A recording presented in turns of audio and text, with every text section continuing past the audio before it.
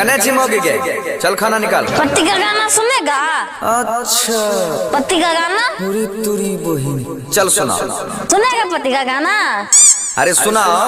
काम ना किया, खर्चा न दिया, घूमने न दिया, बाप रे तो बोलो न का किया।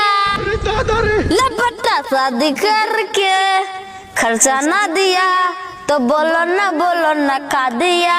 लपटा आज तोरा नहीं छोड़ रुक।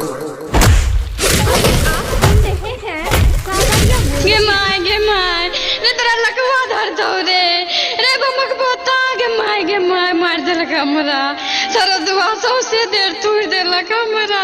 मिला मुझे पति के गाना सुनेगा? देखली पति केहन बॉक्सिंग लगे छे। हेरे मुनसा सामाना में मुहा नहीं चले बदांत काटबा। हेरे मुनसा सामाना में मुहा नहीं चले बदांत काटबा। ज्यादा में बोल लग चले मोल ने त बोरहानी से रोज झटबा। पति का गाना सुनेगा?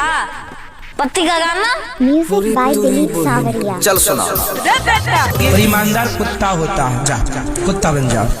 अपना पियले हम रखने रही फूल मोगी हमरे वाला दारू पी के होई गेले टूल हे गे मोगी आ तू अपन मारिया दान भूल न कर मरते लाठी लाठी देबो दे तोहर रे बेटा खाइल ना देबो लत मारबो ने बोले ने की करबी। लग चल मोल ज्यादा ने बोलने त बोरहानी से खूब मारबो। रे बेटा तुरी बहिनी